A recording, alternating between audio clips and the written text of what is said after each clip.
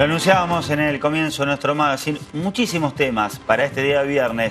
La parte deportiva, pero también la parte del análisis con nuestro especialista Gustavo González, porque hay muchos temas como es habitual, Gustavo. Sí, ¿qué tal? ¿Cómo va? Ya no nos sorprende que haya tantos temas. La verdad. Lo más reciente y lo que contábamos recién, está trepada del dólar nuevamente, Sí. casi un peso en la jornada de hoy, lo que marca un 29,5, Sí. 29,50 la trepada del dólar. Pisando, histórico, ¿Sorprende? ¿no? Digo, un techo histórico ya. Un techo histórico, Uf. el pico. Claro. Algunos dicen que tiene que ver con mucha compra minorista, porque se está anunciando el gobierno que va a haber un impuesto para el dólar turista. Sí. Entonces, todos aquellos que prevén vacacionar afuera, ¿sí?, compran dólar ahora porque va a estar más barato, porque prevé un incremento del dólar y además no pagan el impuesto al dólar turista. Entonces, tiene que ver con una medida del gobierno. Este último O sea que peso además aumento. de los 29,50, el que quiera irse afuera va a tener un poco más todavía. Claro, es lo que está previendo el gobierno. En realidad, esto tendría, en algún momento hemos hablado acá, de que tendría que haber algún dólar segmentado, ¿no? ¿Por qué? Porque cuando se vacaciona, cuando los argentinos vacacionan o vacacionamos, como ustedes quieren verlo, mucho afuera, eso significa menos trabajo en la Argentina. ¿Está bien? Y como Argentina estaba cara para el turista, entonces la gente de afuera no venía. Entonces había, entonces en la balanza turista entre los que entran y los que salen, había más dólares que se iban que los que llegaban. Entonces, esto el gobierno en realidad lo tendría que haber implementado mucho antes. Lo implementa ahora, y bueno, y esto tiene que ver con una subida de este dólar que, la verdad que el acuerdo con el Fondo Monetario Internacional, el paso de categoría de Argentina al mercado emergente, no ha servido para aliviar el dólar en un país como es el argentino, que lo hemos dicho y lo dicen los especialistas, que el incremento del dólar tiene los impactos, porque lo que uno puede prever es que en poco tiempo las petroleras digan que como el valor dólar tiene mucho impacto en lo que es la extracción de combustible, tienen que incrementar el combustible. Digo, cualquier auto que se fabrica en la Argentina, aunque se fabrique, no le importa. Volver a aumentar el combustible, Exactamente. porque ya aumentó. Exacto. Aunque se fabrique en la Argentina, alrededor del 40% de los componentes son importados. Entonces ahí tenés otro incremento del valor dólar. Y un montón de cosas que uno dice. Entonces esto sigue impactando en ¿qué? Es la inflación. Entonces, por eso, lo que decías vos, bien, ¿no? Todos los temas que tiene Argentina. Hace 4 meses atrás, ¿quién iba a pensar que Argentina iba a tener un dólar a 30 pesos? Que la inflación iba a estar rondando los 30 pesos, porque recordemos que el gobierno nacional y el provincial estaban luchando para que la paritaria cierre al 15%. Y algunos sindicatos la cerraron al 15%. Bueno, ahora estamos hablando de un 30%, 28 o 30% de inflación. Es decir, que el mismo gobierno nacional, y acá la provincia de Buenos Aires también lo hizo, está abriendo paritarias, pero el mismo gobierno nacional les tuvo que acordar paritarias mucho más altas en torno camionero, ¿no? En torno a 25% con inclusive cláusula gatillo, ¿no? Ahora, Gustavo, vos siempre aclarás, no soy economista y está claro. Ahora, ¿es algo que el gobierno preveía, que pensaba que podía llegar a pasar o que realmente sabía que iba a pasar, o es algo que el gobierno no lo puede manejar?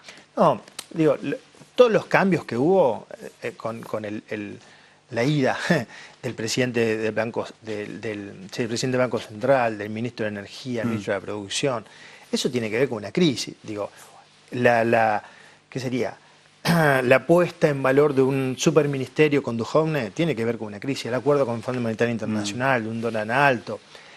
Recordemos que el presupuesto aprobado en el Congreso de la Nación que envió el gobierno hablaba de una meta inflacionaria del 15%. Esto se está duplicando. Y esto, entonces, hace 4 meses atrás, ¿quién iba a pensar esto? Inclusive el mismo gobierno, nacional y provincial, es como que señalaba que la reelección del 2019 era casi un paso más, ¿no? Bueno, decir que esto no, que esto... No, y esto lo que genera es una gran mueve el incertidumbre. avispero. Claro, porque hay una gran incertidumbre económica y política, porque lo que uno ve es que el gobierno nacional no logra domar el dólar. Y algunos datos, ¿no? Sí. UCA, la Universidad Católica Argentina. El 48% de los chicos del país son pobres. ¿48? 48%, de 0 a 17 años, ¿no? Estos son datos oficiales del año 2017, ¿no? Sí. Esto es de ahora. O sea, 1 de cada 2 nenes, ¿sí? 48%, Sí. 1 de cada 2 nenes del país de 0 a 17 años, de 0 a 17 años es pobre. Del país. Del país. Estos números son terribles. Son tremendos. El 33% de los chicos del país, de 0 a 17 años, comen comedores escolares. Comedores parroquiales, comedores barriales. ¿Está bien? Esto, el Ministerio de Trabajo de la Nación. Ahora, la encuesta de indicadores laborales. En el año de enero a abril se perdieron 95.000 trabajadores en blanco. Entonces, lo que uno está viendo, esta otra anotación, ¿no? El martes que viene hay un paro de CETERA. De docentes. De docentes, de CETERA, Sí. de la FEP también. Hay que ver si no hay otros gremios que se adhieren a ese paro, ¿no? Ya venimos de un paro importante, el más importante del gobierno de Macri, del lunes. Entonces, lo que uno está viendo es, hay crisis, hay pobreza. Bueno, el paro general del lunes se sintió mucho. Fue muy importante. Mucho. Y yo quiero señalar esto. Muchas veces uno es crítico en los análisis con el gobierno nacional, porque uno en realidad lo que mira es el hacer. Y el que hace es el que tiene la obligación de la ejecución, ¿no? Sí. Que es el gobierno nacional y el gobierno provincial. Pero también uno tiene que ser crítico por la oposición, porque la Universidad Católica Argentina está diciendo eso. Y uno no ve en la oposición, desgraciadamente, que mire esta complejidad, que mire cómo están las redes sociales. Los obispos están diciendo y están llamando la atención. La semana pasada los obispos fueron bastante críticos adelante de la ministra de Desarrollo Social de la Nación y adelante de la gobernadora de la provincia de Buenos Aires, acerca de lo que está pasando en el país. Te doy un ejemplo, porque uno, cuando es crítico en la oposición, dice, un ejemplo de esto. Cuando el gobierno de Macri llegó, sacó las regalías a la actividad minera, alrededor de 200 millones de dólares. ¿Está bien? Entonces, la actividad minera extractiva, ¿no? Que la mayoría de los minerales se van afuera, que tiene impacto ambiental, eso está probado. Argentina dejó de cobrar 200 millones de dólares. La pregunta es, las comisiones de minería de diputados de la Nación y del Senado de la Nación, ¿tienen, por ejemplo, un balance de si eso ha sido positivo o negativo para las arcas del país? Entonces uno dice, pero las comisiones del Senado de la Nación y diputados de la Nación no pueden, por ejemplo, analizar esto, costo-beneficio. Bueno, porque la idea era, bajamos las regalías de gobierno de la Nación, bajamos las regalías porque eso va a incrementar la exportación. Bueno, ¿eso es así? Hasta ahora no, por ejemplo. Entonces, uno analizando, mirando diversos análisis, hasta ahora eso no pasó. Entonces, cuando uno es crítico, también es crítico con la oposición, porque uno no ve una oposición que esté a la altura de las problemáticas del país. Por supuesto que la pobreza no lo inventó el macrismo. No, ¿Está bien? claro. El kirchnerismo dejó un 33% de pobres, 30%, si ustedes quieren, 28%, bueno, ahora hay más pobres. Entonces, uno dice, bueno, 200 millones de dólares no era tanto. Bueno, pero por ejemplo, acaban de despidieron el 40% de la planta de Telam, de la agencia de noticias. 354 despidos. Exactamente, mi solidaridad con ellos, ¿no? Entonces, uno dice, 200 millones de dólares, no es mucho. La verdad que no sé si es mucho. A mí me parece que sí es mucho, porque es posible que no tendría que haber despedido, por ejemplo, gente ahora, en estos lugares. Sí. ¿No? Gustavo, está claro, la oposición sigue dispersa. Sí. No hay ni una, ni dos, ni tres imágenes que representen a la oposición. Está disperso. Ahora, dentro del oficialismo, decías recién, planteabas, así como al pasar, un panorama mucho más complicado para Macri, pensando en la reelección. ¿Y María Eugenia Vidal? Si uno va a las encuestas, uno ve que la gente es muy crítica del gobierno de Mauricio Macri. Ahora, si uno le pregunta a la gente a quién va a votar, hoy sigue la gente votando a Cambiemos más que al peronismo o que a Unidad Ciudadana. María Eugenia Vidal está teniendo muchos problemas, o sea, porque el paro, de hecho nosotros acá tuvimos una mesa, estatales, profesionales de la salud, docentes, todos conflictos provinciales. Obviamente que no es una provincia que cae del cielo, forma parte, obviamente, del país, pero digo, son problemas de la provincia de Buenos Aires. Sí, pero por eso, a la hora de las urnas, también en la responsabilidad de la oposición está darle a la población opciones de voto. Porque la pregunta es, bueno, ¿quién hoy sería el candidato? No hay. De la, yo te digo así rápidamente, digo, y no sé. Claro, hay algunos intendentes ahí del conurbano que dijeron, bueno, Insaurralde, ¿está bien? El cacique de Lomas de Zamora, que es una posibilidad, pero no hay un consenso sobre eso. Entonces, ¿quién?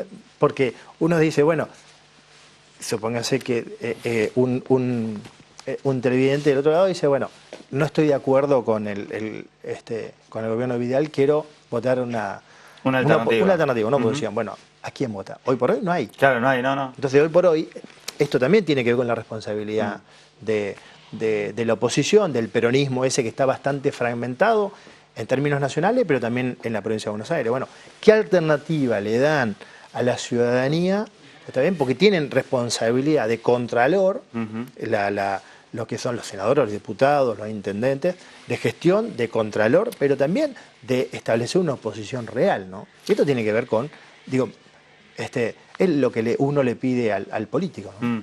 Por último, pasará en un par de semanas la efervescencia del Mundial y luego vendrá, me parece como gran tema, el debate otra vez por la despenalización del aborto, en este caso en el Senado. En el Senado. Ya empezaron a haber algunas voces, por ahí la de Michetti fue la más significativa desde el lado del gobierno, y hasta cierto ruido dentro de Cambiemos, que en este caso pasa en todos los partidos, pero llama la atención porque habló Michetti y habló Los Penato, la diputada, que le dijo que ocupa un lugar en el que debiera correrse. Y que Pinedo, el presidente provisional del Senado salió a correr a Los Penatos. Exactamente. Y ahí el tema es que adentro del gobierno, recordemos la foto o la imagen de Carrió yéndose de la Cámara de Diputados de la Nación diciendo la próxima vez rompo. Entonces, adentro de Cambiemos, no hay una voz única. Inclusive el mismo presidente Macri se declaró en contra. Ahora la vicepresidenta dice que si hay paridad, ella vota en contra y no sale la ley. Es un tema bastante, adentro de las filas, ¿no? Que acá es transversal para todos los partidos. Sí, adentro de las filas. Lo hemos hablado. No hay posiciones partidarias, sino hay posiciones personales en este tema. Y lo que yo me quedo, el ministro de Salud de la Nación salió con una mirada sanitarista a pronunciarse a favor de la ley. Yo creo que esa es la mirada, ¿no? Lo que uno sabe es que en las barriadas más pobres, más desprotegidas del país, es donde se producen las muertes por aborto clandestino. Entonces me parece que Argentina con la ilegalidad del aborto no ha logrado solucionar el problema. Entonces habría que ir a una ley que despenalice el aborto, bajo ciertas condiciones, por supuesto que eso está establecido en la ley, para bajar para bajarlo a cero, ese índice de muerte materna, ¿no? Que es terrible. Bueno, y de nuevo, mi solidaridad con un montón de compañeros de Telam, de acá inclusive en La Plata, en términos nacionales, que han sido despedidos.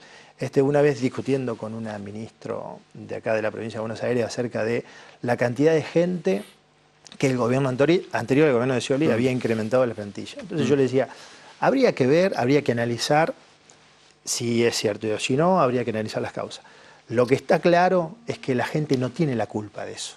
Claro. Y la gente no tiene que pagar las consecuencias. Es lo que dijo el obispo Lugones en la mesa ante Stanley y la gobernadora Vidal.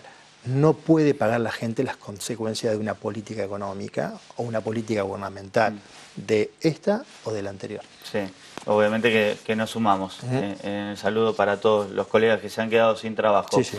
Gustavo, bueno, te agradecemos no solamente por hoy, sino que es el último día de Gustavo González, pero no va a ser la última vez. No va a ser la última vez. Obviamente. Va a ser mi última así semanal, ¿no? Claro, de la continuidad de todos los viernes, ya no lo vamos a tener todos los viernes, pero alguna vez se va a dar una vueltita y obviamente que para nosotros es un verdadero placer, sobre todo escucharte y aprender bastante para entender un panorama que es de lo más complejo, que es el político. Bastante complejo, sí. Gracias, Gustavo. No, gracias a ustedes. Un placer.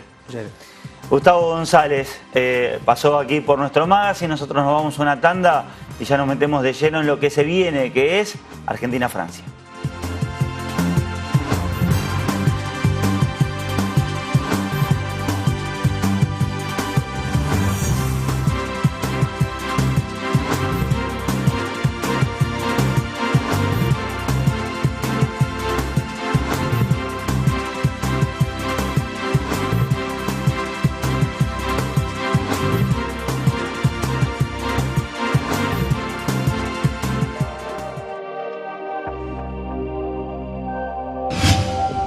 Imagen Platense, el canal de la ciudad.